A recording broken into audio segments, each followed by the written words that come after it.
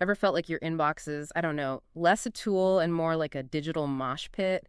Just this chaotic, noisy place where most messages just blend in, vanish, really. Oh, absolutely. It's like shouting into a hurricane sometimes. Exactly. And you probably wonder, like we do, does anyone actually read cold emails anymore? I mean, with so much competition for The attention. very valid question, that feeling of your message just getting lost is incredibly real for a lot of people sending outreach. Yeah. So today we're going to try and cut through some of that noise. We're diving deep into that very question. Is cold emailing in 2025 basically a dying art, or is it maybe a potent, just really misunderstood tool for growth? And we've really pulled together a stack of sources for this deep dive. We've got insights from comprehensive guides, things like 25 best cold email templates, the complete guide to cold emailing in 2025. Right. But also, we dug into community discussions like on Reddit, are cold emails still worth it in 2025? hmm And soaked up masterclasses from YouTube experts, Lead Gen J, Y Combinator, Findymail, Woodpecker.co, the list goes on. Okay, so our mission for you, our listener, is basically to distill all this, sort of clarify the conflicting advice you always hear, and give you a clear, actionable roadmap. We want to show you exactly what's working right now and why, so you can hopefully turn your outreach into a powerful, pretty cost-effective lead gen machine without feeling totally overwhelmed. Okay, so let's unpack this big debate first. You might be thinking, inboxes are just impossibly crowded now. More than ever, And yeah. with all these AI tools popping up, making maybe personalization easier, but also maybe more generic, prospects just tune out. I saw one Reddit user talking about decision makers seeing dozens of templated cold emails stacking up daily, barely getting open. They actually called it the great ignore. Feels about right sometimes. The great ignore. I like that. But what's fascinating, despite that very real skepticism, is the overwhelming consensus from, well, pretty much all our sources. And it's a resounding yes. Yeah. Cold email is definitely alive and kicking and very effective. But, and this is the crucial but, only if you do it correctly. Right. Lead Gen J, he puts it pretty bluntly. Cold email is dead grandma's about to turn over in her grave because Yeah. I'm going to be taking you from total beginner to setting up your own cold email system that actually works. And another Redditor just flat out said it's 100% still worth it. Anything on the contrary is a skill issue. A skill issue, huh? Okay. Yeah, strong words, but it reflects what the data shows. Sources consistently highlight its scalability, its cost effectiveness, and how predictable it can be, especially for B2B lead generation. So it's not if it works, but how you make it work. The playbook's changed. What worked maybe a year, 2 years ago, probably falling flat now. So this deep dive hopefully will shine a light on the new playbook so you can be one of those people it does work for. Okay, this is where it gets really practical, I think. Our sources talk about this sort of pyramid of success. 3 foundational pillars you absolutely have to get right. It's like building a house, isn't it? If the foundation's weak, the whole thing crumbles no matter how nice the paint job is. Exactly right. You need all 3 pillars solid. And they are. The technical setup, the quality of your list, and your copywriting. Let's start at the bottom, the technical foundations. These are kind of the unseen heroes of your whole cold email strategy. Right, this is all about deliverability, yeah. Yeah, It's not just hitting send. The email has to actually land in the primary inbox, not spam, not promotions. Otherwise, what's the point? precisely. If it doesn't land, nothing else matters. And this involves some really crucial details. First, rule number 1, like non-negotiable. Yeah. Never, ever use your main business domain. Never. Okay, why is that so critical? Think of your main domain, yourcompany.com, as your digital headquarters. Sending mass cold emails from there risks damaging its reputation with Gmail, Outlook, all the big email service providers, or ESPs. If that main domain gets flagged as spammy, all your essential emails, customer support, invoices, internal comms, they could start going straight to spam folders. Findemail actually warns, I've seen businesses essentially break their entire email communication system doing this. It's a huge risk. Wow. Okay, so what's the fix? The fix is using secondary or burner domains. So maybe like getyourcompany.com or yourcompanyhq.com. Similar enough for people to recognize you, but separate enough to act as a buffer. If one gets burned, your main communication channel is safe. Then there's domain age and warming up. An older domain that's been gradually warmed up performs way better. New domains need time. You slowly increase the sending volume, mimicking normal human behavior so the ESPs learn to trust it. Tools like Instantly or Trillion can actually automate this warming process. Okay, warming up, got it. What else on the technical side? DNS records, SBF, DMTMRC. Sounds technical, but think of them as your email's digital passport. They prove your email's legit and not faked, which massively helps deliverability. You can check yours easily with free tools like easydmarc.com. And finally, keep your sending volume low per mailbox. Maybe 20, 30, up to 50 emails a day per mailbox is a safe zone. Don't spike it suddenly. And while Google mailboxes generally do well, maybe mix in some Microsoft ones too, just to spread the risk. Right. Hedging your bets. Okay, so tech foundation, rock solid. Your email is ready for launch. But like you said, even the best rocket needs a target. Which brings us to pillar 2, precision prospecting. Who are we actually sending these things to? Exactly. And here, the mantra is quality over quantity. Forget the old spray and pray approach. It just doesn't work anymore and tanks your reputation. All our sources stress focusing on smaller, highly accurate lists of prospects who are a genuinely good fit. So really defining that ideal customer profile, or ICP. With extreme precision, Find Email had a great example. Not just marketing directors, but marketing directors at B2B companies, 50 to 200 employees, using HubSpot, but they don't have a dedicated content person. See how specific that is? Yeah, that's laser focus. And then data verification. This is absolutely critical. Sending to bad emails. That results in high bounce rates, which destroys your sender reputation.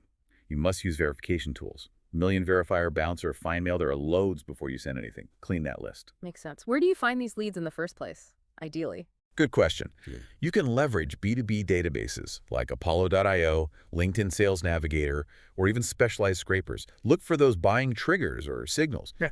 Maybe a company just got funding, hired a key person, launched a new product. These can help time your outreach.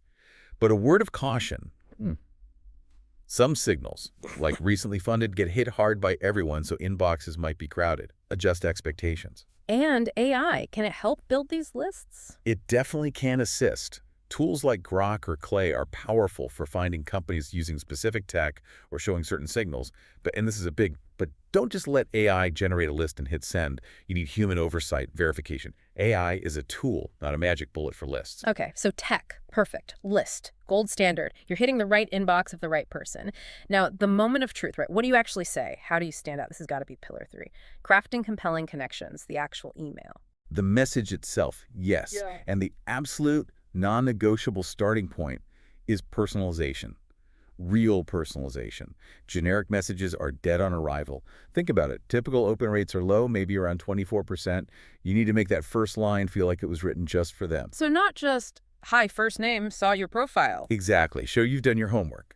Mention a specific pain point relevant to their job, their industry. Reference something specific they posted or their company achieved. Make it obvious this isn't a blast to thousands. Got it. And keep it brief, I assume. Oh, absolutely. Conciseness and value. Keep it short. Under 100 words is a good rule. Maybe even 75 words is the sweet spot for many. Focus immediately on the problem you solve for them, not your company's life story or a list of features. Lead with value for the recipient. And the subject line. That first impression. Crucial. Think of it as the shop window. Keep it concise, maybe 3 to 7 words. Often all lowercase can feel less corporate, more personal. Pique curiosity, question-based, thoughts on your Q3 results, reference-based, noticed your new Chicago office, problem-focused. Avoid anything remotely salesy or spammy. That classic question, your name, still works surprisingly well. Okay, makes sense. And the call to action, the CTA. Keep it simple. A single, clear, low-friction interest CTA.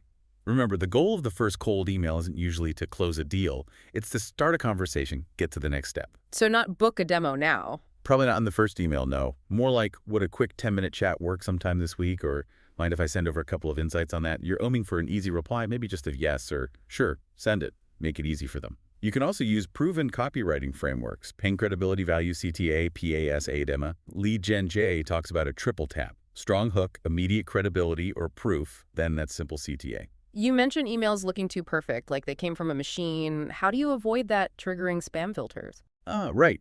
That's where spin tax becomes essential. It's basically mandatory now for deliverability in 2025.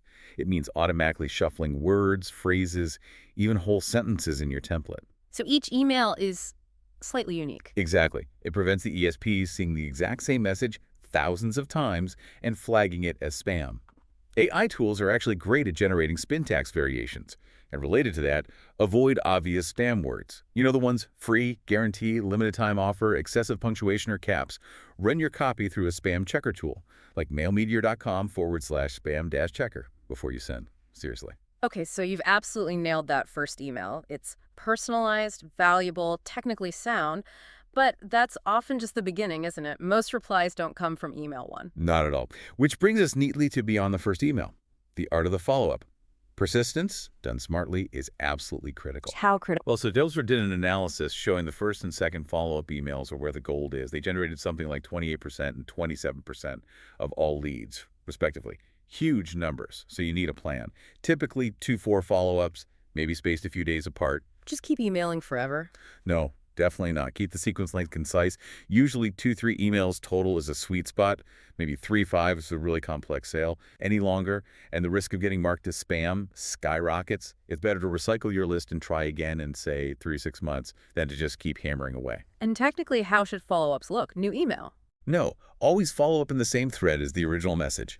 It provides context, makes it easy for them to see the history, crucial for deliverability and just, well, not being annoying. Also, the content can evolve. That first email, keep it super lightweight, plain text ideally, for max deliverability. Once you know that first one landed okay, later follow-ups can maybe include heavier things, a relevant image, maybe a short Loom video link, a link to a case study, but test it. Some people even experiment with dumping screenshots of results below the signature in later emails, a case study overwhelm, if testing shows it works for them. Interesting. What about the unsubscribe link? Put it in, leave it out. Ah, the great unsubscribe debate. It's nuanced. Some experts say avoid it in the first email because it screams marketing email to spam filters. Others argue that for compliance, especially with longer sequences or regulations like GDPR, you might need something. A softer approach in later emails could be a phrase like, if this isn't relevant, just let me know and I'll stop bothering you. Or, if I'm barking up the wrong tree, just say away and I'll remove you. Make it conversational, not the standard corporate link that filters might flag. Okay, that makes sense. Any other tips for follow-ups? Yeah, strategic timing still matters. Those windows, maybe 8-10 a.m., lunchtime, mid-afternoon, are often good bets. Always use the prospect's local time zone. And advanced tools now allow conditional follow-ups. So if someone hasn't opened after 2 tries, maybe the system automatically sends a new email thread with a completely different, punchier subject line. And finally, have a graceful exit. If they just don't reply after your sequence, send a polite breakup email. Something like, okay, seems like now isn't the right time, no worries. It ends the sequence professionally, leaves the door open. Okay, wow. This is a lot to manage. The text setup, the lists, the writing, the follow-ups, the timing. How do you actually manage all this efficiently? Track what's working and, scale it up without everything falling apart. That's the million-dollar question, right? It's about scaling, managing, and optimizing your cold email machine. And yes, you absolutely need essential tools. Think of them in buckets. First, your campaign management platform, your mission control. Instantly.ai gets a lot of recommendations for its features, especially AI stuff. Smart Lead, Email Bison for high volume, Woodpecker, Sale Shandy, or others. Okay, mission control. What else? Second, your lead data and verification tools, your prospect finders and list cleaners.